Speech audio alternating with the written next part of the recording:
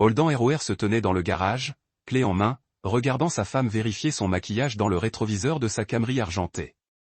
Le soleil de fin d'après-midi filtrait à travers les vitres du garage, baignant tout d'une lumière dorée qui aurait dû être chaleureuse, mais qui, d'une manière ou d'une autre, ne l'était pas. « Tu es sûr que tu ne veux pas faire un tour ensemble ?» demanda-t-il, même si quelque chose dans sa posture lui avait déjà dit la réponse avant qu'elle ne parle. La façon dont elle tenait ses épaules, la distance prudente qu'elle gardait, même dans leur propre garage. « Je dois partir tôt pour finaliser la logistique du traiteur. » Brenna ne le regardait pas en parlant. Elle ne le regardait plus jamais lorsqu'elle mentait. Sa voix avait ce ton de répétition qu'il entendait plus souvent ces derniers temps. Maman m'a envoyé des textos toute la matinée à propos des compositions florales. Tu sais comment elle est avant les grands événements. Holden hocha la tête, scrutant le reflet de sa femme dans son miroir. Quand ses sourires étaient-ils devenus si calculés? Quand avait-elle commencé à le traiter comme un client plutôt que comme un mari? Il était marié avec elle depuis 12 ans. Assez longtemps pour savoir quand elle lui donnait des excuses, mais aussi assez longtemps pour savoir quand choisir ses batailles. Les fleurs étaient belles quand j'ai parlé à ton père hier, dit-il doucement. La main de Dot Brenna s'arrêta un instant tandis qu'elle appliquait du rouge à lèvres. Bon, tu sais, maman, elle a probablement changé d'avis 3 fois depuis. Allez, papa. Harry grimpa sur le siège passager du pick-up d'Holden, son sac à dos serré contre sa poitrine comme une armure. On va être en retard. Non, pas du tout. Holden démarra le moteur, le grondement familier du V8 de la Ford emplissant le garage. Je prévois toujours des heures supplémentaires. Je sais. Maman dit, tu es obsédé par l'idée d'être en avance. La remarque le blessa plus qu'elle n'aurait dû. Quand sa fiabilité était-elle devenue un sujet de moquerie au lieu d'être appréciée? Le trajet jusqu'à Eagle Rock dura 23 minutes depuis leur maison de Maple Street. Holden l'avait calculé des dizaines de fois au fil des ans, rendant visite aux parents de Brenna pour les anniversaires, les vacances et les réunions de famille obligatoires. L'itinéraire était gravé dans sa mémoire. À gauche sur Elm, tout droit à travers le centre-ville d'Eagle Rock, à droite sur Prospect, puis la route sinueuse qui monte dans les collines où la valeur des propriétés double avec l'altitude, au point qu'il respecte toujours la limite de vitesse. Non pas par obsession du règlement, mais parce qu'il avait vu trop de rapports d'accidents dans son travail d'ingénieur. Il savait ce qui arrive quand on néglige la sécurité. Brenny se plaignait de sa conduite prudente. Tout le monde nous dépasse, Holden. Mais ce jour-là, elle n'était pas là pour se plaindre. 15 minutes après le début du trajet, Harry se déplaça sur son siège et jeta un coup d'œil à son père. Le soleil de l'après-midi filtrait à travers les vitres du camion, accentuant les rides d'inquiétude apparues dans les yeux de son père ces derniers mois. Papa, la voix d'Harry était basse, presque un murmure. Ouais, mon pote. Maman ne sait pas que j'ai trouvé ça. Holden jeta un coup d'œil, son esprit d'ingénieur cataloguant immédiatement les détails. Son fils sortait quelque chose de son sac à dos, une feuille de papier froissé, un email imprimé, un texte visible même depuis le siège conducteur. Les mains d'Harry tremblaient légèrement, comme lorsqu'il était nerveux à l'idée d'un contrôle à l'école. Qu'est-ce que c'est? Holden garda une voix calme, mais ses mains se crispèrent sur le volant. La couverture en cuir était lisse et usée par 12 ans de conduite pour se rendre au travail, aux événements scolaires et aux obligations familiales. Harry déplia le papier avec une précision minutieuse héritée de son père. Je cherchais mon dossier de projet scientifique dans le bureau de maman hier. Il était dans le bac de l'imprimante. Il marqua une pause, observant le visage de son père. Je pense qu'elle l'a imprimé par accident en imprimant mes devoirs. Le camion continua sur l'autoroute 36 à exactement 88 km/h. Pendant ce temps, Holden lisait les mots qui allaient tout changer, de Brennet@orvantsfirst.com à roman.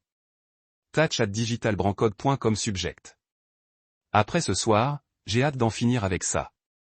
Après la fête, je commencerai les papiers. Holden le lut 2 fois, puis une 3e. Chaque mot se gravait dans sa mémoire avec la précision d'un plan. Le courriel datait d'il y a 3 jours. Pendant qu'il aidait Harry à faire ses devoirs de maths et à planifier ses projets du week-end, sa femme planifiait la fin de leur mariage. Où as-tu d'y avoir trouvé ça exactement? Sa voix resta inchangée. Les ingénieurs apprennent très tôt à contrôler leurs réactions lorsque les contraintes dépassent les limites de sécurité. Ne montre aucune faiblesse lorsque les fondations de l'imprimante commencent à se fissurer. Il était juste là, posé sur mon devoir d'orthographe. Harry jouait avec sa ceinture de sécurité, comme il le faisait toujours quand les adultes discutaient de choses qu'ils ne comprenaient pas bien. J'ai failli le jeter, mais j'ai vu que c'était de maman et j'ai pensé que c'était peut-être quelque chose d'important dans l'imprimante. Je pense que maman l'a imprimé par accident en imprimant mes devoirs. Harry jouait avec sa ceinture de sécurité. Maman nous quitte-t-elle? La question flottait entre eux. Holden plia le papier et le glissa dans sa boîte à gants, juste à côté de la carte grise et du billet de $20 qu'il y gardait. Je ne sais pas encore. L'honnêteté qui sortait de sa bouche semblait étrange. D'habitude, il protégeait Harry des problèmes d'adultes, mais quelque chose dans l'expression inquiète de son fils lui disait que le garçon de 10 ans en savait déjà plus qu'il ne le devrait. Si elle part, dois-je l'accompagner? Holden prit la sortie en direction de la maison d'Ivy et Walter Geller. La question méritait une meilleure réponse que celle qu'il pouvait donner maintenant, son esprit explorant les implications et les possibilités. On trouvera une solution, dit-il plutôt. Mais pour l'instant, il faut qu'on passe à autre chose. Harry hocha la tête, mais Holden le vit regarder par la fenêtre avec la même expression calculatrice qu'il arborait lorsqu'il résolvait des problèmes de mathématiques difficiles. La maison Geller était située sur un hectare de pelouse impeccable, le genre de propriété qui annonçait la réussite de son propriétaire à tous ceux qui passaient en voiture. Cette maison de style colonial avait été présentée dans le magazine Eagle Rock il y a 3 ans comme un exemple d'élégance de la vie à la montagne. 40 voitures remplissaient l'allée circulaire et se répandaient sur la pelouse.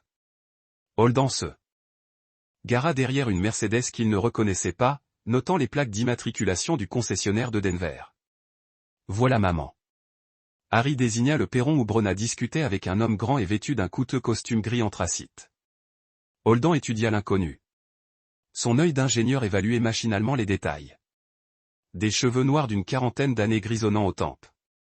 Une posture assurée qui trahissait quelqu'un habitué aux grandes salles. Une Rolex submarinée illuminait le soleil de l'après-midi lorsqu'il faisait un geste. Ses chaussures en cuir italien coûtaient probablement plus cher que le loyer mensuel de la plupart des gens. Tout en lui respirait l'argent et la réussite. Le genre d'image qui avait toujours attiré Brenna, même lorsqu'ils sortaient ensemble. Ce doit être un collègue de travail de maman, dit Harry, bien que quelque chose dans sa voix suggérait qu'il n'était pas entièrement convaincu. Ta mère connaît probablement beaucoup de monde grâce à son travail. Holden détacha sa ceinture de sécurité, observant toujours la conversation animée de sa femme avec l'inconnu. Même de loin, il pouvait voir la façon dont elle se caressait les cheveux, son rire un peu trop long à ce que disait l'homme. Viens, Holden posa la main sur l'épaule d'Harry, sentant la tension dans la petite silhouette de son fils. Allons féliciter tes grands-parents. La fête se déroula entre la maison et le jardin, Ivy orchestrant tout comme une directrice d'hôtel 5 étoiles. Elle avait engagé de véritables serveurs pour l'événement, vêtus de chemises blanches impeccables, portant des plateaux de champagne et d'herbe, un barman qui connaissait les boissons préférées de chacun par leur nom. Ce n'était pas juste une fête. C'était un spectacle destiné à rappeler à tous le statut social de la famille Geller. Elle embrassa Holden sur la joue à leur arrivée, laissant une trace de parfum coûteux et une vague impression de devoir accompli plutôt que d'affection sincère. Holden, je suis ravi que tu sois venu. Son attention se porta déjà sur des invités plus importants, la femme du maire, le président du country club, des personnes qui comptaient dans la hiérarchie sociale soigneusement stratifiée d'Eagle Rock. N'oubliez pas de goûter le saumon. Il vient de Boulder. On adore Holden. Voilà. Walter Geller était différent de sa femme sur tous les points importants. Là où Ivy jouait les élégances d'une actrice professionnelle, Walter possédait la chaleur authentique de quelqu'un qui avait gravi les échelons à partir de rien et n'avait jamais oublié d'où il venait. Sa poignée de main était ferme, sincère, accompagnée d'un sourire qui lui montait aux yeux. Holden, voilà, mon fils. La voix de Walter portait le léger accent de son enfance dans le Montana. Jamais complètement effacé malgré 40 ans passés dans le Colorado. 40 ans avec cette femme. Tu y crois? Félicitations, Walter. C'est un véritable exploit. Holden aimait sincèrement son beau-père. L'une des rares personnes de la famille de Brenna à l'avoir traité comme un membre de la famille plutôt que comme une malheureuse nécessité. Le secret, c'est de choisir ses batailles. Walter fit un clin d'œil, sa main burinée agrippant l'épaule de Holden et apprenant à s'excuser même quand on a raison. Bien sûr, ne dis pas à Ivy que j'ai dit ça. Holden sourit, mais le conseil lui semblait creux à présent. Comment choisir les batailles quand on ne sait même pas qu'on est en guerre? Comment s'excuser pour des problèmes qu'on n'a pas créés? Grand-père Harry courut vers eux, ayant repéré la table des cadeaux chargés de paquets élégamment emballés. Puis-je aller voir ce qu'on t'a apporté? Bien sûr que tu peux, mon petit. Mais ne secoue rien qui semble fragile. Walter ébouriffa les cheveux de son petit-fils avec une affection évidente. Ton garçon grandit. Holden te ressemble chaque jour davantage. Il a peut-être l'intelligence de sa mère. Mais il a ton tempérament stable. Ça vaut mieux que d'être intelligent. L'expression de Walter devint plus sérieuse. En parlant de tempérament, comment vont les choses entre toi et Brona? Elles semblent, je ne sais pas, différentes ces derniers temps. L'observation était désinvolte, mais Holden saisit l'inquiétude sous-jacente. Walter avait bâti une entreprise de construction prospère en apprenant à décrypter les gens, à repérer les problèmes avant qu'ils ne dégénèrent en crise. Différent en quoi? Agité, peut-être? Comme si elle attendait que quelque chose se produise au lieu de le provoquer. Walter observait sa fille de l'autre côté de la cour, toujours en pleine conversation avec l'inconnu. Bien sûr, peut-être que je deviens paranoïaque avec l'âge. Il sillonnait la foule, serrant des mains et discutant de projets de construction, de conditions météorologiques et des prochaines élections. L'ingénierie lui avait appris à être observateur, à repérer les points de tension et les faiblesses structurelles avant qu'elles ne deviennent des défaillances critiques. Maintenant, il appliquait ses compétences aux situations sociales, cataloguant les relations et les alliances comme les éléments porteurs d'un bâtiment complexe. Les Henderson, du bas de la colline, avaient des problèmes de couple. Il le sut à la façon dont ils se tenaient à 1 mètre l'un de l'autre, même en conversation. À la façon dont elle répondait aux questions qu'il leur adressait à tous les deux. Les Thompson avaient des problèmes d'argent. Leurs vêtements étaient chers, mais légèrement usés. Leur sourire un peu trop éclatant lorsqu'on évoquait leurs projets de vacances ou leur rénovation. Et puis il y avait les gens qui gravitaient autour de Roman, attirés par le magnétisme d'une réussite évidente et du raffinement urbain. Holden les regardait tourner comme des papillons de nuit autour d'une flamme, impatients de s'associer à quelqu'un qui représentait un monde plus vaste que les limites confortables d'Eagle Rock. Brona animait la salle avec professionnalisme. Elle riait au bon moment, se souvenait du nom de chacun, posait des questions sur leurs enfants et leurs emplois avec un intérêt manifestement sincère. Mais Holden remarqua quelque chose de nouveau dans sa performance. Un côté désespéré, comme quelqu'un qui auditionne pour un rôle qu'elle n'est pas sûre d'obtenir. Chaque geste semblait calculé pour impressionner. Chaque conversation était stratégiquement choisie pour servir une intention cachée. Le traiteur est merveilleux. Madame Patterson s'extasiait auprès de Brona près du buffet. Vous devez me donner le nom de votre prestataire. Bien sûr. Je travaille avec plusieurs entreprises selon le style de l'événement. Le sourire de Brona était éclatant et professionnel. Je peux vous mettre en contact avec la personne la plus adaptée à vos besoins. Vous êtes tellement doué pour ça. Je me suis toujours demandé pourquoi vous ne créiez pas votre propre entreprise au lieu de travailler pour quelqu'un d'autre. Une lueur traversa le visage de Brona trop rapidement pour que Madame Patterson ne la capte, mais Holden la remarqua. De la frustration, peut-être. Ou l'ambition qui trouve enfin sa voie. Eh bien, il y a toujours du temps pour de nouvelles aventures, dit Brona prudemment. Parfois, il faut être au bon endroit, aux bonnes opportunités. Son regard traversa la cour jusqu'à Roman, près du bar, qui gesticulait largement en racontant une histoire qui fit rire son auditoire d'un rire appréciateur lorsque leurs regards se croisèrent. Le regard qu'ils échangèrent était sans équivoque. Ce n'était pas juste une liaison. C'était un partenariat, un arrangement commercial déguisé en romance. Tiens. Brona apparut à son coude, un verre de vin à la main. Je veux te présenter Roman. Il aide à organiser les événements d'entreprise en ville. L'homme de l'allée lui tendit la main. Sa prise était ferme mais brève. La poignée de main de quelqu'un qui préférerait être ailleurs. Roman Thatch. Je dirige une entreprise de branding numérique à Denver. Holden ROR, ingénieur en structure. Le sourire de Roman était poli mais dédaigneux. Ça doit être un travail régulier. L'insulte était subtile mais claire. Holden en avait déjà entendu des variantes, généralement de la part de gens qui associaient créativité à intelligence et stabilité à médiocrité. Ça a ses avantages, répondit Holden. Il y a quelque chose de satisfaisant à construire des choses qui durent. Le sourire de Roman se crispa. Bien sûr, nous avons tous besoin de nos fondations. Brona rit trop fort à une remarque de Roman, sa main touchant son bras un instant de plus que nécessaire. Holden remarqua le geste, le rangea avec toutes les autres petites trahisons qu'il avait cataloguées sans s'en rendre compte. « Papa, je peux avoir du gâteau ?» Harry apparut à côté d'eux, l'air mal à l'aise dans sa chemise boutonnée et son pantalon kaki. « Bien sûr, mon pote. Juste un morceau avant le dîner. » Harry courut vers la table des desserts et Holden le regarda partir. Lorsqu'il se retourna, Roman l'observait avec un calcul non dissimulé. « Un mignon petit garçon, » dit Roman. « Il ressemble comme 2 gouttes d'eau à sa mère. » Holden connaissait le visage de son fils mieux que le sien. Harry avait les cheveux noirs et le sourire expressif de Brenna, mais ses yeux gris fixes venaient du côté de ROR. Le commentaire était soit inconsidéré, soit volontairement faux. « En fait, il ressemble plutôt à mon père. » Holden corrigea. Roman haussa les épaules. « Je ne suis pas doué avec les enfants.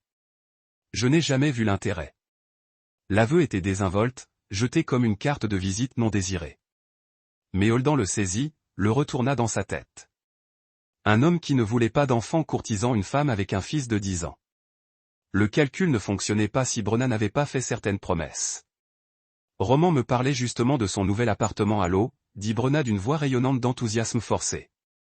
Ça a l'air génial. 2 chambres, 2 salles de bain, parfait pour un célibataire. Le regard de Roman croisa Holden, même si je suppose que ça pourrait aussi convenir à un couple, s'il ne prévoyait pas de complications. Le mot résonna dans son oreille comme un défi. Holden comprit parfaitement. Harry était la complication. « Excusez-moi, » dit Holden. « Je devrais aller voir mon fils. » Il s'éloigna sans se retourner, mais il sentit leur regard le suivre. Bien. Qu'il croit qu'il était inconscient, blessé, trop émotif pour voir ce qui se passait sous ses yeux. Près de la table des desserts, il trouva Dileya Matson en train de verser du punch dans des gobelets en plastique pour un groupe d'enfants. Enfin, si ce n'est pas le mystérieux Holden ROR, dit-elle avec un sourire. Je commençais à croire que tu deviendrais un ermite. Dileya habitait à côté d'eux, rue Maple. Elle avait emménagé 2 ans plus tôt après son divorce et était devenue l'une des rares personnes avec qui Holden aimait vraiment discuter. Elle travaillait comme assistante juridique à Boulder, avait un humour pince sans rire et ne semblait jamais attendre plus de leur amitié que ce qu'ils pouvaient lui donner. « J'étais juste occupé par mon travail, » dit-il.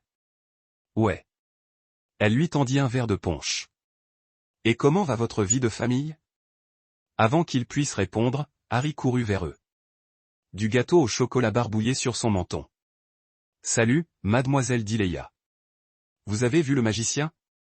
Il a fait disparaître un lapin. » Moi, je l'ai vu. Plutôt impressionnant. Elle tendit une serviette à Harry, cependant. Je parie que ton père pourrait t'expliquer exactement comment il a fait. Les ingénieurs sont doués pour trouver des astuces. Harry leva les yeux vers son père avec intérêt. Vraiment ? Comment a-t-il fait ? Une diversion, dit Holden machinalement. Tandis que tout le monde regarde sa main droite, c'est sa main gauche qui fait le vrai travail. Ces mots lui parurent significatifs dès qu'il les prononça. Il regarda de l'autre côté du jardin et vit Brenna et Roman debout l'un près de l'autre, la tête penchée en pleine conversation. Pendant que tout le monde regardait Brenna jouer les épouses et les filles dévouées, que faisait sa main gauche ? « Papa, ça va ?» Holden baissa les yeux sur le visage inquiet de son fils. « Je vais bien, mon pote. » Il pensait juste au travail. Mais alors qu'il retournait vers la maison, Holden réfléchissait à des problèmes qui n'avaient rien à voir avec l'ingénierie structurelle et tout à voir avec la démolition minutieuse d'un mariage qu'il croyait solide. La maison était silencieuse lorsqu'ils rentrèrent à 22h30. Brenna était restée pour aider sa mère à ranger. Du moins, c'est ce qu'elle avait dit à Holden lorsqu'il avait emmené Harry à la voiture. « Je peux rester éveillé et regarder la télé ?» demanda Harry tandis qu'il traversait le garage. « C'est un soir d'école. Brosse-toi les dents et prépare-toi à aller au lit. Je viendrai lire avec toi dans quelques minutes. » Holden se rendit à son bureau et ferma la porte. La petite pièce donnait sur leur jardin et, par la fenêtre, il pouvait voir les lumières allumées dans la cuisine de Dileya. Elle était probablement en train de corriger des copies ou de préparer les affaires judiciaires du lendemain. Des activités du soir normales pour des gens normaux avec des problèmes normaux, il s'assit à son bureau et sortit son téléphone. L'ordinateur portable de Brenna était ouvert sur le comptoir en bas. Elle le laissait toujours charger là toute la nuit. Elle n'avait jamais pris la peine de lui cacher ses mots de passe. Pourquoi le ferait-elle? C'était juste un Holden stable et fiable qui construisait des choses et ne posait jamais de questions difficiles. 20 minutes plus tard, après avoir lu 2 chapitres du dernier livre d'Harry et l'avoir écouté se brosser les dents, Holden descendit. L'ordinateur portable s'est réveillé avec une légère sonnerie. La boîte mail de Brenna était déjà ouverte. Sa boîte de réception s'affichait sur l'écran. Il a parcouru les messages habituels, correspondants professionnels, emails promotionnels, discussions familiales, rien d'inhabituel. Mais les ingénieurs savaient que les vrais problèmes se cachaient généralement là où personne ne pensait à regarder. Il a cliqué sur les dossiers de Brenna. Documents professionnels, photos de famille, informations scolaires d'Harry, dossiers familiaux, tout était parfaitement normal. Puis il a remarqué un dossier intitulé « Personnel » qu'il n'avait jamais vu auparavant. À l'intérieur se trouvaient des captures d'écran de leurs relevés bancaires remontant à 6 mois, leur compte courant commun, leur compte d'épargne, et même le fonds d'études d'Harry. Chaque solde, chaque transaction, tout était soigneusement documenté. Holden eut un pincement au cœur. Il ouvrit le fichier suivant et trouva les documents bancaires d'un compte qu'il n'avait jamais vu auparavant. Un compte d'épargne au nom de Brenna, ouvert seulement 4 mois auparavant. Le solde affichait $1800. Il fit de rapides calculs de tête. Ces derniers mois, Brenna avait transféré de petites sommes de leur compte commun vers ce compte privé. Rien d'assez important pour attirer son attention, mais cohérent, méthodique, comme quelqu'un qui planifie un avenir indépendant. Le dossier suivant était intitulé « Recherche juridique ». À l'intérieur se trouvaient des documents imprimés sur le droit du divorce au Colorado, les statuts de garde des enfants et les règles de partage des biens. Elle avait marqué plusieurs articles sur les batailles pour la garde des enfants et la protection des biens personnels pendant les procédures de divorce, mais c'est le dernier dossier qui lui fit trembler les mains. Ses projets d'avenir contenaient des photos de l'appartement de roman téléchargé sur un site immobilier. Des plans montrant l'agencement du 2 pièces qu'il avait mentionné à la fête, une liste de bonnes écoles de la région de Denver, et, enfoui au fond, un document intitulé « Calendrier de transition ». Holden l'ouvrit avec la même précision minutieuse qu'il utilisait pour examiner les calculs de structure qui pouvaient faire la différence entre la sécurité et la catastrophe. Phase 1. Établir des finances séparées complètes. Phase 2. Documenter la distance émotionnelle, la négligence de H en cours. Phase 3. Obtenir une représentation juridique la semaine prochaine. Phase 4. Demander le divorce avec demande de garde après la fête d'anniversaire. Phase 5. Déménager à Denver avec A. C'était lui et a été Harry. Holden lut le document 3 fois, mémorisant chaque détail. Elle préparait tout cela depuis des mois, peut-être plus longtemps. Les voitures séparées ce soir, le nouvel homme, les subtiles manœuvres financières, tout cela faisait partie de sa stratégie pour lui laisser le moins possible tout en emmenant leur fils commencer une nouvelle vie à Denver.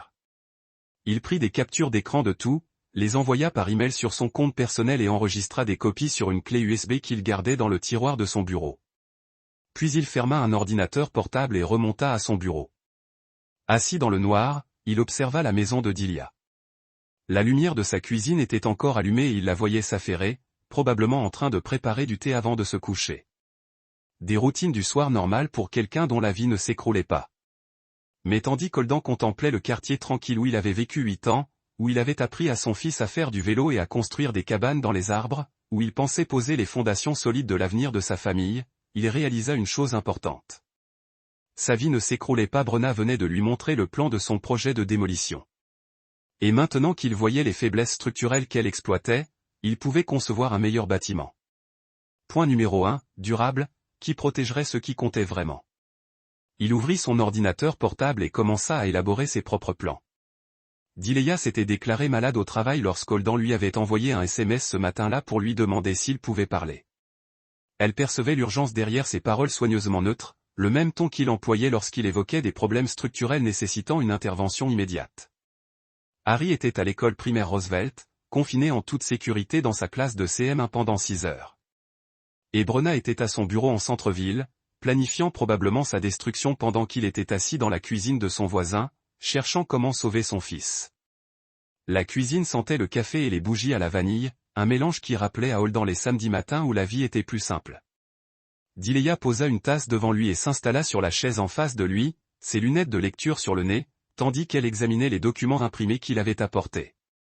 Elle avait vu suffisamment de documents juridiques lors de son propre divorce pour comprendre l'importance de ce qu'elle voyait. Jésus Holdan. Elle leva les yeux de la première page. Son expression était un mélange de sympathie et d'évaluation professionnelle. Depuis combien de temps cela dure-t-il? Je ne sais pas. Peut-être 6 mois. Peut-être plus. Holdan entoura la tasse chaude de ses mains, s'ancrant dans une sensation familière de céramique et de chaleur. J'étais tellement concentré sur le travail que j'en ai raté tous les signes. Les nuits tardives, les voitures séparées, la façon dont elle changeait son mot de passe pour tout. Non. La voix de Dileya était tranchante, tranchant son auto-incrimination comme un couteau dans une corde. Tu n'as rien manqué. Elle a frappé juste. Il y a une différence entre être inconscient et être délibérément trompé. Elle s'est fait porter pâle au travail quand Holdan lui a envoyé un texto ce matin-là pour lui demander s'il pouvait parler. Harry était à l'école et Brenna était à son bureau en centre-ville, planifiant probablement sa destruction, tandis qu'il était assis dans la cuisine de son voisin, essayant de trouver comment sauver son fils. Regardez cette chronologie. Dileya a pointé du doigt une des captures d'écran. Elle a commencé à transférer de l'argent il y a des mois, mais regardez le montant des petits transferts, toujours inférieur à $500. Jamais assez pour déclencher des alertes sur votre compte ou éveiller vos soupçons. Elle sait que je consulte nos relevés tous les mois. Exactement. Elle a planifié en fonction de vos habitudes. Dileya a ouvert une autre page et a fait ses recherches juridiques. Elle étudie le droit de la garde des enfants du Colorado comme si c'était son métier. Elle sait exactement quels arguments fonctionnent et lesquels ne fonctionnent pas. Holdan observait l'expression concentrée de son voisin. Il y a 2 ans, lorsque son propre mariage a implosé, elle a mené une bataille acharnée pour la garde de sa fille adolescente. Elle a gagné, mais cette expérience lui a laissé une expertise durement acquise en droit de la famille. Que penses-tu qu'elle prépare, demande-t-il. La garde exclusive? Regardez ses notes sur la négligence affective et l'absence du père. Elle monte un dossier qui vous dépeint comme un bourreau de travail qui ignore sa famille. Dileya a retiré ses lunettes et a croisé son regard. La question est, qu'est-ce que tu vas faire à ce sujet? Holdan se posait la même question depuis la veille. Son premier réflexe fut d'affronter Brenna directement, d'exiger des explications et de tenter de sauver leur mariage. Mais c'était une réaction émotionnelle, pas logique. Si elle dépose la première, elle aura le contrôle du récit, dit-il lentement. Exactement. Être la première à déposer la plainte lui donne l'avantage. Elle devient la victime qui cherche à se protéger d'un mari indifférent. Dileya se pencha en avant. Mais si on dépose la première, je contrôle les faits et on obtient de meilleurs éléments. Fraude financière, adultère, projet de déménagement d'un enfant mineur sans le consentement de l'autre parent. Elle tapota les papiers. Ce n'est pas juste une planification de divorce, Holdan. C'est une attaque coordonnée contre tes droits parentaux. Ces mots le frappèrent comme un coup de froid. Il avait envisagé cela comme un problème de mariage, mais Dio avait raison. Il s'agissait d'Harry. J'ai besoin d'un avocat. Tu as besoin d'un avocat spécifique. Quelqu'un spécialisé dans les affaires de garde très conflictuelles. Dileya se leva et promena son ordinateur portable. Je connais quelqu'un à Boulder. Margaret Chin. Elle s'est occupée de mon dossier. Holdan réfléchissait déjà à la logistique. Combien de temps prend le dépôt de dossier? Si tu agis vite, on pourrait avoir les papiers prêts d'ici la fin de la semaine. Dileya se tourna vers lui. Mais il faut que tu sois sûr. Une fois que tu auras commencé, il n'y aura plus de retour en arrière. Par la fenêtre de la cuisine, Holdan pouvait voir sa propre maison de l'autre côté de la clôture.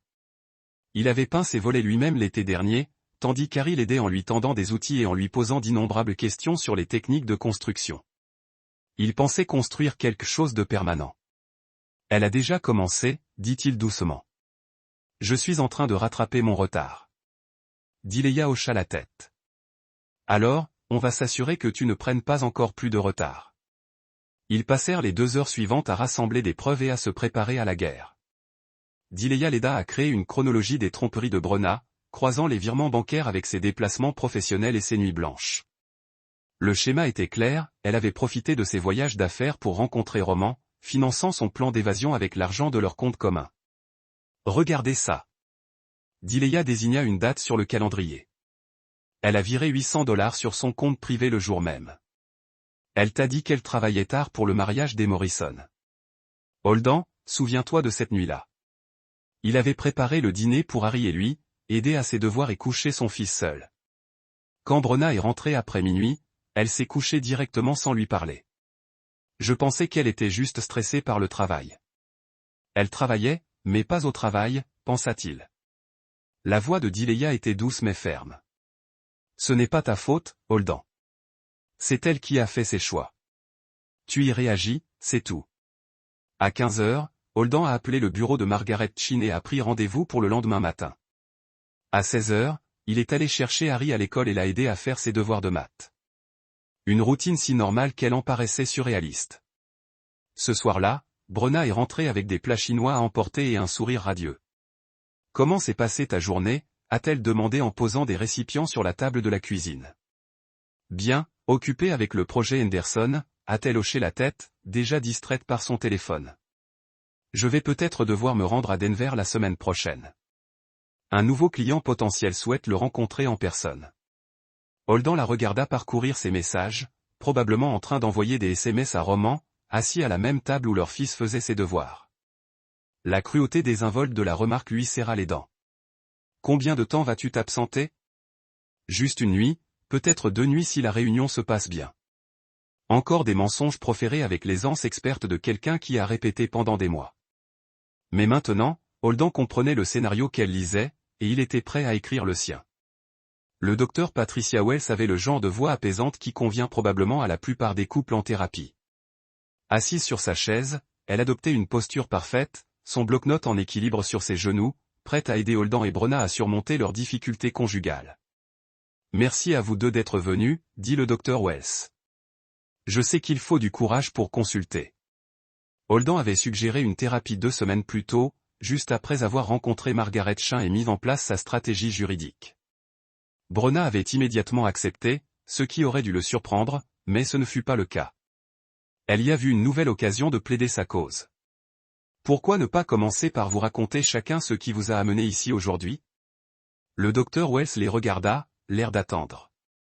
Brenna prit la parole la première, d'une voix douce, marquée par une vulnérabilité éprouvée. J'ai l'impression que nous nous sommes éloignés au fil des ans. Holden est tellement concentré sur son travail qu'il ne me voit plus vraiment. Ni Harry. Elle toucha ses yeux avec un mouchoir, un geste qui parvint à suggérer des larmes sans en produire. J'essaie de communiquer avec lui, mais il pense toujours à un projet ou à une échéance. Je me sens seul dans mon propre mariage. Le docteur Wells hocha la tête avec compassion et se tourna vers Holden. Et vous, comment voyez-vous les choses ? Il y a 2 semaines, il se serait défendu, aurait tenté d'expliquer ses horaires de travail et la pression de subvenir aux besoins de sa famille. Maintenant, il comprenait que se défendre était la mauvaise stratégie. Brenna a raison, dit-il doucement. J'ai été distant ces derniers temps. Le travail a été exigeant, et je sais que j'ai laissé cela affecter notre relation. La surprise de Brenna était subtile, mais visible. Elle s'était attendue à ce qu'il argumente pour lui donner plus de munitions pour son récit de victime. J'aime ma famille, a poursuivi Holden. Si Brenna se sent négligée, alors je dois faire mieux. Le docteur Wells sourit. C'est une réponse très mature. Holden. La reconnaissance est le premier pas vers le changement. Ils ont parlé pendant 45 minutes supplémentaires sur les styles de communication et les besoins émotionnels. Brenna a joué à merveille, se décrivant comme une femme essayant désespérément de sauver son mariage. Malgré l'indisponibilité émotionnelle de son mari, Holden a joué son rôle auprès du bourreau de travail, s'éveillant lentement à ce qui lui manquait. Je suis sur le parking après. Brenna brillait pratiquement. Ça s'est bien passé, dit-elle en passant son bras sous le sien. Le docteur Wells comprend vraiment. Elle semble très compréhensive. Peut-être que nous devrions planifier un rendez-vous ce week-end. Juste nous deux. Holden hocha la tête, sachant qu'elle prévoyait déjà d'utiliser leur relation améliorée comme preuve de manipulation devant le tribunal. Regardez à quelle vitesse il a changé lorsqu'il y a été confronté. Regardez comment il a admis être un mauvais mari et un mauvais père. Mais il bâtissait aussi son propre dossier. Chaque séance de thérapie serait documentée. Chaque conversation enregistrée dans les notes du docteur Wells. Et lorsque Brenna demandait inévitablement le divorce, ces mêmes notes montraient un mari travaillant activement pour sauver son mariage tandis que sa femme envisageait secrètement de le détruire. Ça a l'air sympa, dit-il. Nous pourrions essayer ce nouvel endroit à Boulder. Ils rentrèrent chez eux dans des voitures séparées, comme c'était devenu leur habitude. Brenna devait passer quelques minutes à son bureau. Holden savait qu'elle allait vraiment rencontrer Roman, probablement pour lui dire à quel point sa performance s'était bien déroulée à la maison. Il a trouvé Harry en train de construire avec ses Legos posés sur le sol du salon, créant un château élaboré avec plusieurs tours et murs défensifs. Et mon pote, comment s'est passée l'école? Bien. Nous apprenons l'architecture médiévale en études sociales. Harry brandit une petite tour. Saviez-vous que les murs des châteaux étaient épais en bas et plus minces en haut? Cela les rendait plus forts mais utilisaient moins de pierres. C'est de l'ingénierie intelligente. Les constructeurs ont compris que ce sont les fondations qui doivent supporter le plus de poids. Ouais. Les yeux d'Harry s'illuminèrent d'enthousiasme et ils construisirent les murs et les couches. Ainsi, même si les attaquants franchissaient le premier mur, il y avait d'autres murs derrière. Holden s'agenouilla à côté de son fils, étudiant la forteresse complexe de Lego, la défense et la profondeur, les multiples couches de protection. Exactement. Les personnes à l'intérieur étaient en sécurité car le constructeur prévoyait toutes sortes d'attaques. Le parallèle n'a pas échappé à Holden. Il apprenait à penser comme ces architectes médiévaux, construisant plusieurs niveaux de défense autour de ce qui comptait le plus. Papa, la voix d'Harry était plus calme maintenant. Est-ce que toi et maman êtes en train de divorcer? La question directe a pris Holden par surprise. Il a regardé le visage sérieux de son fils et s'est rendu compte que le garçon de 10 ans avait regardé, écouté, assemblé des pièces tout comme son père. Pourquoi demandez-vous? Maman se comporte bizarrement et vous semblez tout le temps tristes tous les deux. Harry jouait avec une brique Lego. Les parents de mon ami Jake ont divorcé l'année dernière. Cela a commencé avec lui agissant comme toi et maman. Holden était assis par terre à côté de son fils. Est-ce que ça vous ferait peur? Si maman et moi avons divorcé un peu, mais Harry a hésité. Jake dit que c'est en fait mieux maintenant. Ses parents ne se disputent plus et il choisit où il veut vivre. Est-ce quelque chose auquel vous pensez? Où veux-tu vivre? Harry hocha la tête. Je veux rester ici avec toi. C'est ma maison. La simple déclaration a frappé Holden plus durement que toutes les tromperies de Brenna réunies. Son fils avait déjà fait son choix. La question était de savoir si Holden pourrait protéger ce choix lorsque la bataille commencerait officiellement. Quoi qu'il arrive, Holden a dit prudemment, je me battrai toujours pour m'assurer que tu es en sécurité et heureux. Harry sourit et retourna à la construction de son château, mais Holden remarqua qu'il ajoutait des murs défensifs supplémentaires. Le SMS est arrivé à 2h30 du matin. Je n'arrive pas à dormir. Il faut parler. De toute façon, Holden était resté éveillé, regardant le plafond pendant que Brenna dormait à côté de lui. 3 semaines de séances de thérapie et de simulations minutieuses les avaient épuisés tous les deux, mais pour des raisons différentes. Elle commençait à s'impatienter de commencer sa nouvelle vie. Il rassemblait les dernières preuves dont il avait besoin. Il se glissa hors du lit et traversa le couloir jusqu'à la chambre d'Harry. Son fils était assis dans son lit, le clair de lune pénétrant à travers la fenêtre sur son visage inquiet. « Eh, mon pote. Qu'est-ce qui ne va pas? J'ai encore fait ce rêve. Celui où maman m'emmène et je ne te trouve pas. » Holden s'assit sur le bord du lit. « Tu veux en parler? » Harry hocha la tête, ramenant ses genoux vers sa poitrine. Dans le rêve, maman emballe toutes mes affaires et dit, nous allons vivre dans un nouvel endroit. Mais quand je demande de tes nouvelles, elle dit que tu ne veux pas venir. Et que fais-tu dans le rêve? J'essaie de revenir vers toi, mais je ne trouve pas sa maison. Tout semble différent. La voix d'Harry était faible dans la pièce sombre. Quand je me réveille, j'ai peur que mon rêve se réalise. Holden sentit quelque chose se briser dans sa poitrine. Son fils de 10 ans faisait des cauchemars sur l'avenir que Brenna planifiait activement. Harry, regarde-moi. Il attendit que son fils croise son regard. Penses-tu vraiment que je laisserai un jour quelqu'un t'enlever de moi? Non.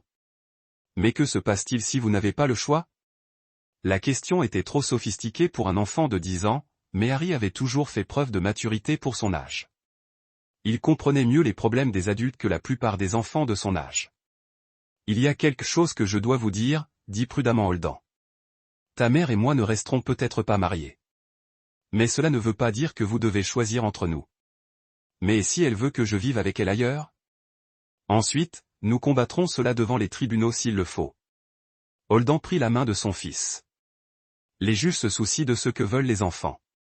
Si vous disiez à un juge que vous vouliez rester ici avec moi, il vous écouterait. Harry resta silencieux pendant un long moment. Aurais-je vraiment le choix? Oui.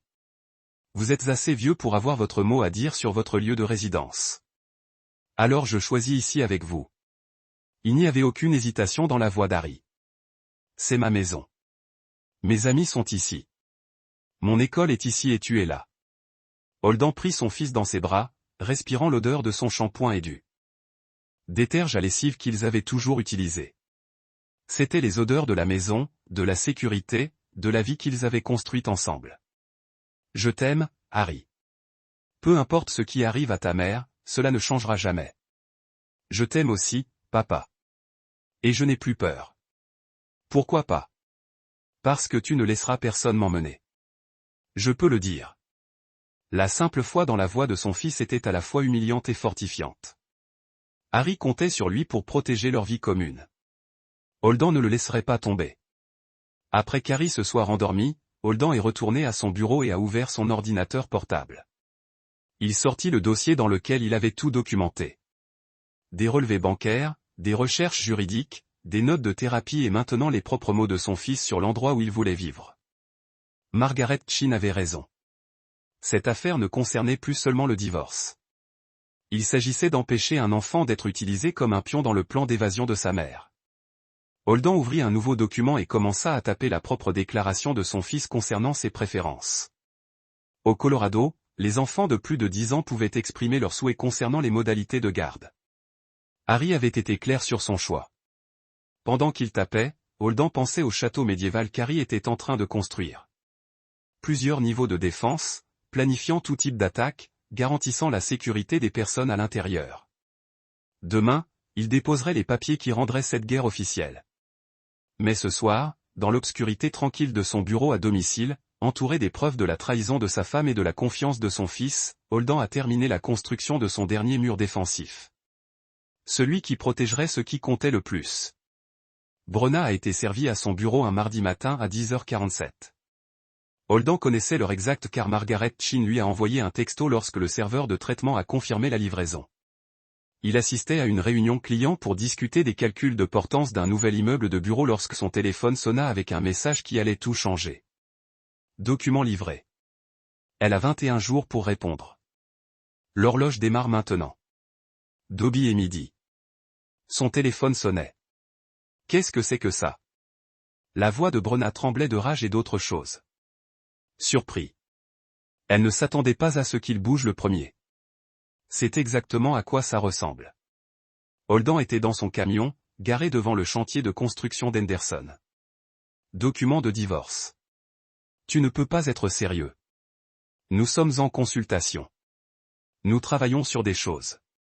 Non, vous êtes en consultation pour monter un dossier pour me retirer mon fils. Je suis en consultation pour montrer à un juge que j'ai tout essayé pour sauver notre mariage. Le silence s'étira entre eux.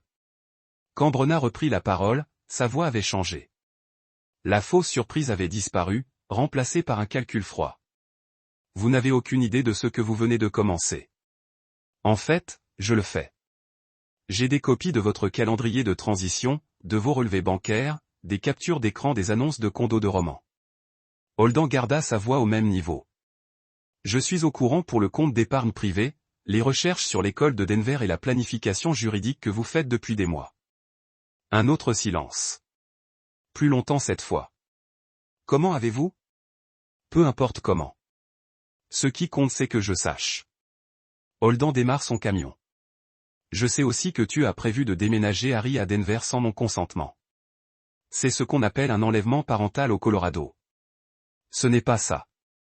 Je te verrai à la maison. Nous devons dire à Harry ce qui se passe avant que quelqu'un d'autre ne le fasse. Il raccrocha et se dirigea vers l'école d'Harry. Son fils méritait d'entendre les nouvelles de lui, pas d'une mère qui avait prévu de détruire son monde pour sa propre convenance. École élémentaire T. Roosevelt.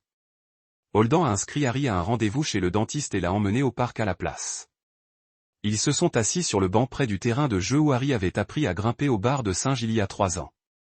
Maman et moi allons divorcer, a déclaré Holden sans préambule. J'ai déposé les papiers aujourd'hui. Harry resta silencieux pendant un moment, balançant ses jambes du banc. Est-ce à cause de cet homme à la fête de grand-mère? En partie, mais surtout parce que ta mère a prévu de t'éloigner de moi, et je ne peux pas laisser cela arriver. Alors, tu te bats pour moi? Je me bats pour nous, pour notre maison, notre vie ensemble. Holden passa son bras autour des épaules de son fils. Cela pourrait devenir moche pendant un moment. Des avocats, des dates d'audience et des personnes qui vous posent des questions sur ce que vous voulez. Eh bien, je dois choisir. Vous avez déjà choisi. Tu m'as dit que tu voulais rester ici avec moi. Je m'assure juste que ce choix soit protégé. Harry s'appuya contre le côté de son père. As-tu peur? Holden envisagea de mentir, donnant à son fils une platitude réconfortante sur le fait que tout allait bien. Mais Harry méritait un peu l'honnêteté. Mais je suis plus déterminé qu'effrayé. Bien. Moi aussi. Ils étaient assis dans un silence confortable, regardant les autres enfants jouer sur l'équipement. Des enfants normaux avec des problèmes normaux, pas des enfants de 10 ans dont les mères envisageaient de déraciner leur vie pour un homme qui ne voulait pas d'enfants. Lorsqu'ils rentrèrent à la maison, la voiture de Brenna était déjà dans une allée. Elle attendait dans la cuisine. Les papiers du divorce s'étalaient sur la table comme des preuves sur une scène de crime. Nous devons parler, dit-elle quand ils entrèrent. Je serai à l'étage, dit doucement Harry, lisant l'attention dans la pièce. Après que ses pas se soient effacés, Brenna se tourna vers Holden avec de la fureur dans les yeux. Comment oses-tu me prendre au dépourvu comme ça? Et comment oses-tu retourner mon fils contre moi? Votre fils, la voix de Holden était mortellement calme. Harry n'est pas une possession, Brenna. C'est un être humain avec ses propres pensées et sentiments. Peut-être que si vous y aviez réfléchi avant de l'emmener à Denver, nous n'en serions pas là. Je n'ai jamais rien dit à propos de Denver. Holden sortit son téléphone et ouvrit les captures d'écran qu'il avait enregistrées. Dossier des projets futurs. Photo du condo de Roman. Recherche sur les districts scolaires de Denver. Il posa le téléphone sur la table. Dois-je continuer? Le visage de Brenna pâlit. Elle se laissa tomber sur une chaise, le combat s'évanouissant d'elle. Ce n'était pas censé se passer comme ça. Comment est-ce censé se passer? Tu allais disparaître avec Harry une nuit et me laisser un mot. J'allais te le dire après m'être installé avec Roman. Holden était assis en face d'elle. L'homme qui m'a spécifiquement dit qu'il ne voulait pas d'enfant. L'expression de Brenna vacilla. Il a juste besoin de temps pour s'adapter. Il a 40 ans, Brenna. S'il voulait des enfants, il les aurait déjà. Les mots ont atteint leur cible. Brenna le regarda avec quelque chose qui aurait pu être une véritable émotion pour la première fois depuis des mois. Il m'aime.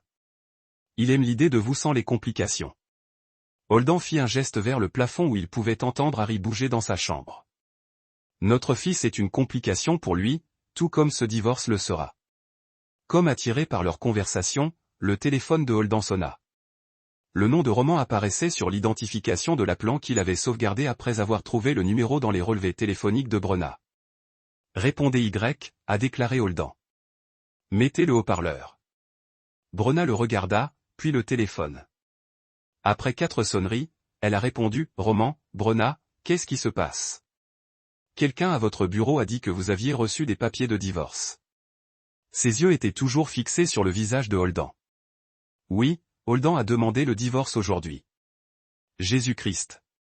Je pensais qu'il avait dit qu'il n'en avait aucune idée. Je pensais qu'il l'était. Eh bien, et maintenant? Est-ce que ça va devenir compliqué? Parce que je ne peux pas associer mon entreprise à une vilaine bataille pour la garde. L'inquiétude égoïste dans la voix de Roman était exactement ce à quoi Holden s'attendait. Aucune question sur la façon dont Brenna a géré le choc. Aucune offre de soutien.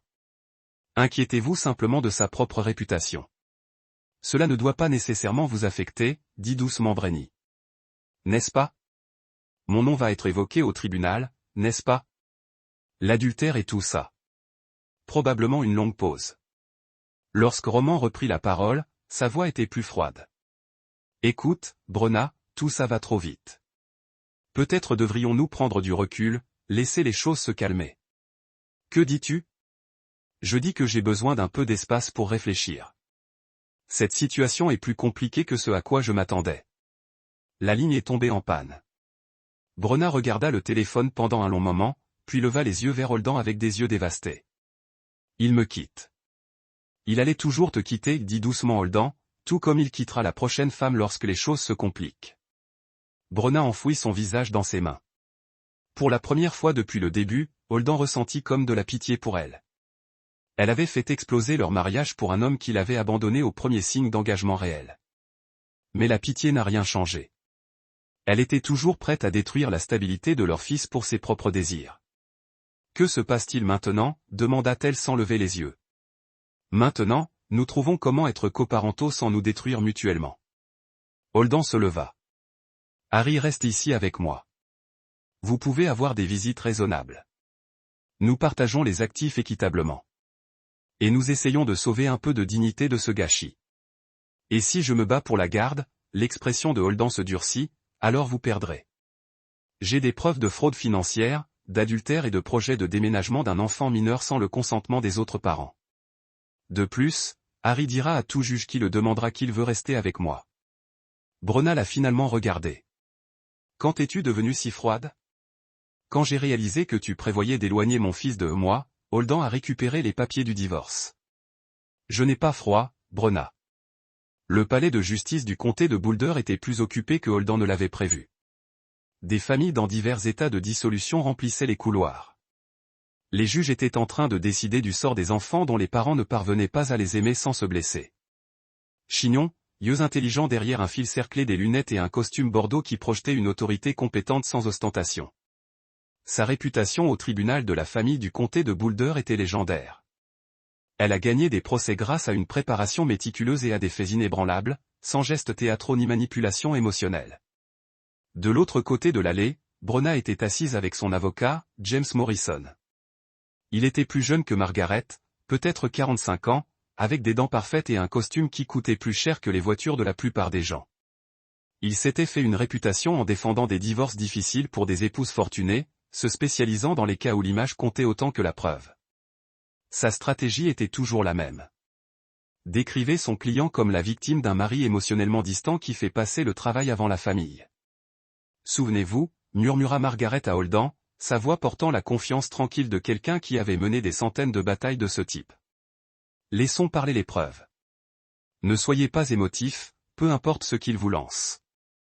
Morrison est doué pour provoquer des réactions, mais les juges voient clair dans cette tactique lorsque les faits sont de votre côté. Holden hocha la tête, étudiant l'architecture familière de la salle d'audience. Des boiseries qui avaient été témoins de décennies de familles brisées, de lumières fluorescentes qui donnaient à tout le monde un air légèrement malade et du drapeau de l'État du Colorado accroché à côté de la gloire ancienne comme un rappel que la justice était censée être impartiale, méthodique, basée sur des preuves plutôt que sur l'émotion. La juge Patricia Heming a pris place à 9 heures précises, sa robe noire bruissant de l'autorité de 20 ans au tribunal de la famille. Elle était plus jeune que Holden ne l'avait imaginé, peut-être 55 ans, avec des yeux perçants qui ne manquaient de rien et une réputation de contourner les théâtres juridiques pour se concentrer sur les faits. Son tribunal était connu pour son efficacité et son équité, une mauvaise nouvelle pour les avocats qui préfèrent le drame à la documentation. C'est une question de ROR contre ROR, dit-elle en consultant ses dossiers avec l'efficacité exercée d'une personne qui a vu toutes les variations possibles de l'échec humain. Affaire numéro 2024, DR 1157. J'ai examiné les dossiers initiaux, et cela semble être une affaire de garde contestée impliquant un enfant mineur, Arior, âgé de 10 ans. L'avocat de Bruna s'est présenté en premier. James Morrison était lisse et poli, exactement le genre d'avocat que quelqu'un engagerait pour se faire passer pour une victime. Votre honneur, ma cliente a été la principale soignante de son fils tout au long de sa vie. Elle demande une garde partagée avec un placement résidentiel principal ainsi que le droit de déménager à Denver où elle a d'importantes opportunités d'emploi. Monsieur Morrison, le désir de déménager de votre client est noté. Cependant, je vois dans un dossier que le défendeur s'oppose au déménagement et demande lui-même la garde principale. Margaret se leva. C'est exact, votre honneur. Monsieur ROR a la preuve que Madame ROR envisageait de déplacer l'enfant mineur à son insu ou sans son consentement dans le cadre d'un schéma plus large de tromperie et de manipulation financière. Le juge Hemming haussa un sourcil. Ce sont des allégations graves. Écoutons les preuves. Pendant les 2 heures suivantes, Margaret présenta méthodiquement le cas de Holden, les relevés bancaires montrant les transferts secrets de Brenna, des captures d'écran de ses recherches juridiques sur le droit de garde, la documentation de sa liaison avec Roman Thatch et ses projets de déménager à Denver. Le coupe gras était le document chronologique de la transition projeté sur un écran pour que toute la salle d'audience puisse le voir. Phase 5 heures, Margaret lut à haute voix. Déménageant à Denver avec votre honneur, Madame Drawey a créé un plan détaillé pour retirer cet enfant de la vie de son père, de son école, de sa communauté, tout cela pour s'adapter à sa nouvelle relation. L'avocat de Brenna s'y est opposé à plusieurs reprises, mais les preuves étaient trop claires. Quand ce fut son tour de présenter, Morrison a essayé de dépeindre Brenna comme une mère cherchant une vie meilleure pour son enfant, mais les faits racontaient une histoire différente. Madame Heroer Morrison a dit lors de son témoignage, « Pouvez-vous expliquer votre planification financière au tribunal ?» J'essayais d'établir une certaine indépendance, dit Brenna, sa voix soigneusement modulée.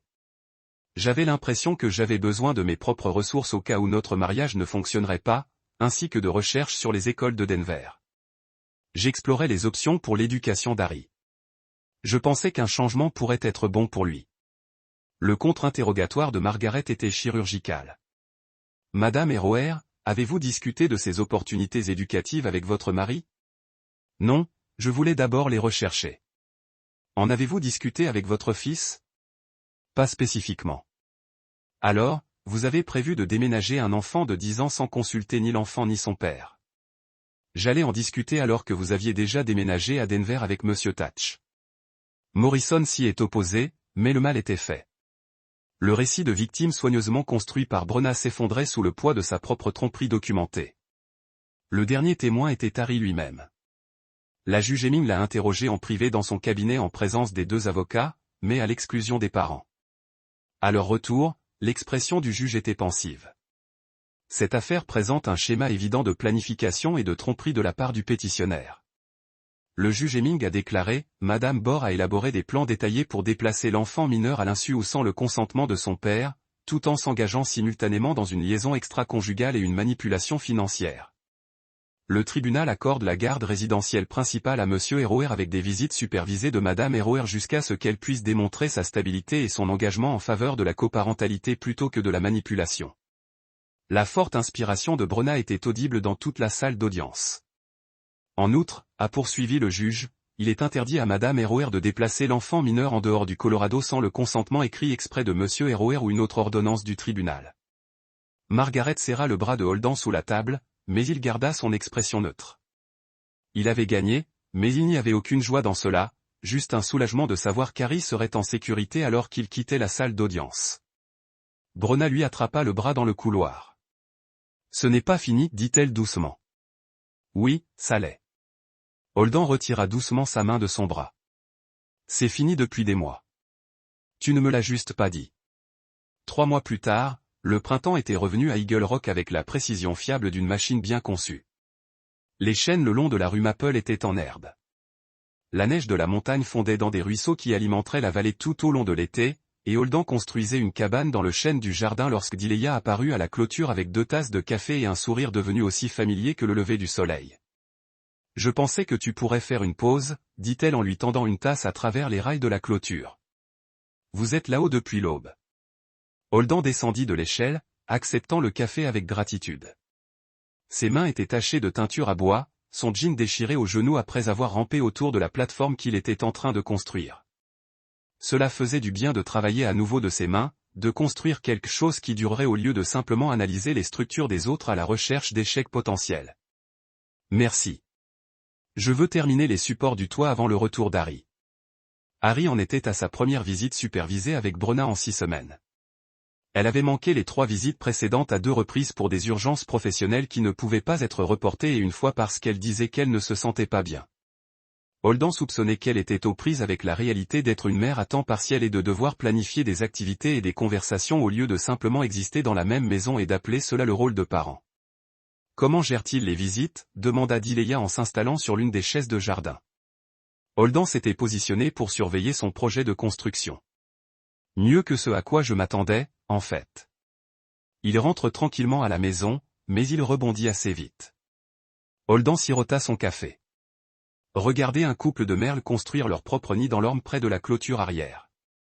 Je pense qu'il a commencé à comprendre qu'aimer quelqu'un ne signifie pas qu'il faut vivre avec ses choix. Ils restèrent dans un silence confortable, regardant les nuages se déplacer dans le ciel de l'après-midi comme des navires naviguant sur des courants invisibles. Le quartier prenait son rythme du week-end. Des enfants jouent dans les jardins, des tondeuses à gazon bourdonnent au loin, le son de quelqu'un qui joue du piano s'échappe d'une fenêtre ouverte 3 maisons plus bas. Des nouvelles de romans ? Demanda Dileya, même si son ton suggérait qu'elle connaissait déjà la réponse. Il a déposé un affidavit auprès du tribunal niant toute intention de coparentalité avec Brenna. Holden posa sa tasse sur le poteau de clôture et étudia les joints parfaitement mesurés dans le cadre de sa cabane dans les arbres. Apparemment, il s'est trompé sur la complexité de la situation. Un gars classe. Il m'a rendu service. En fait, cet affidavit a détruit tout argument que Brenna aurait pu faire valoir concernant la fourniture d'un foyer biparental stable à Denver. Holden ramassa son marteau et testa son poids. Il s'avère qu'un homme qui s'enfuit au premier signe d'engagement réel n'est pas vraiment un piège après tout. Une voiture s'est engagée dans l'allée. Harry revenant de sa visite avec Brenna. Il est descendu de la berline du superviseur désigné par le tribunal et a traversé la cour à pas mesurés. Pas tout à fait courir, mais se déplacer avec le but déterminé de quelqu'un qui rentre chez lui après avoir rempli une obligation. « Comment ça va, mon pote ?» demanda Holden, posant son marteau pour accorder toute son attention à son fils. « Très bien.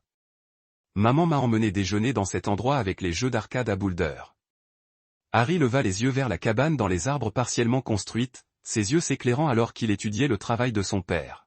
« Est-ce qu'on va vraiment avoir des fenêtres là-haut ? » De vraies fenêtres. Double douleur pour l'isolation.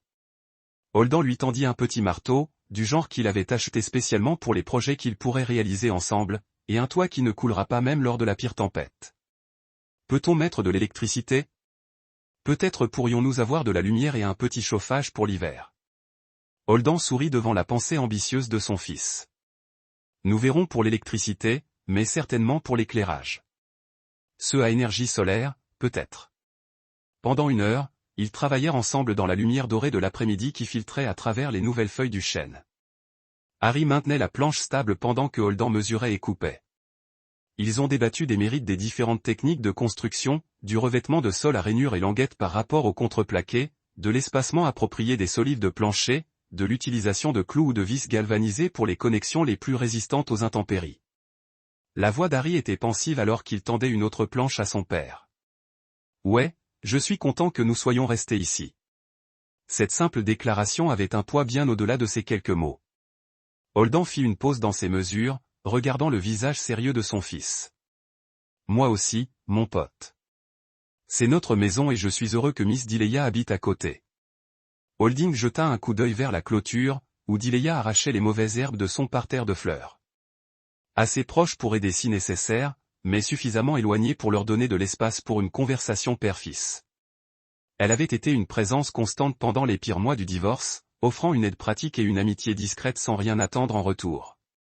Pensez-vous qu'un jour, elle pourrait être plus qu'une amie ? La question prit Holden au dépourvu, même si elle n'aurait peut-être pas dû. Sans jugement ni conseil, sauf sur demande. Je ne sais pas. Ça te conviendrait ? Oui. Elle te fait sourire comme tu le faisais avant que maman ne commence à se comporter bizarrement. Harry a choisi un autre clou dans la boîte, l'examinant avec la même attention qu'il portait à ses devoirs de maths, et elle fait de très bonnes crêpes. Bien meilleures que celles de maman. Holden a ri de son premier rire sincère depuis des mois. Ce sont de très bonnes qualités. En plus, elle nous a aidés à nous soutenir. C'est le choix le plus important. La simple sagesse dans les paroles de son fils ont serré la poitrine de Holden de fierté et de gratitude. Harry avait appris de dures leçons sur la loyauté et la confiance au cours de l'année écoulée, mais il en était ressorti plus fort au lieu d'être amer. Il comprenait la différence entre les gens qui faisaient des promesses et ceux qui les tenaient une soirée installés dans leur rue calme, peignant les montagnes en violet sur le ciel qui s'assombrissait. Holden réalisa qu'il avait construit quelque chose de plus précieux que la cabane dans les arbres qui prenaient forme dans leur jardin. Il avait construit une fondation suffisamment solide pour résister à n'importe quelle tempête. Une relation basée sur l'honnêteté et le respect mutuel plutôt que sur la commodité et l'habitude. Il a protégé ce qui comptait le plus. À l'intérieur de la maison, son téléphone sonna avec un SMS de Brenna. Harry m'a manqué aujourd'hui. Urgence de travail. Pouvons-nous reporter à la semaine prochaine? Holden a répondu. Il sera déçu, mais nous pouvons essayer pour la semaine prochaine. S'il n'ajoutait pas qu'Harry avait cessé de poser des questions sur les visites manquées ou que son fils semblait plus détendu le week-end lorsque Brenna lui parlait. Certaines leçons doivent être apprises par l'expérience et non par l'explication. Brenna apprenait ce que signifiait être parent à temps partiel, devoir gagner l'attention de l'enfant au lieu de simplement m'attendre à ce que je sois au crépuscule. Le père et le fils ont rangé leurs outils et se sont dirigés vers l'intérieur pour préparer le dîner ensemble, des sandwichs au fromage grillé et de la soupe aux tomates. Une nourriture réconfortante qui avait le goût de la maison, de la sécurité et d'un nouveau départ. À l'extérieur, la cabane à moitié construite se dressait comme une promesse dans le vieux chêne, une autre couche de défense. Une autre raison de rester, un autre morceau de la vie qu'ils construisaient à partir des ruines de ceux qui les avaient précédés. C'était suffisant. Il suffisait. Et demain ils garderaient.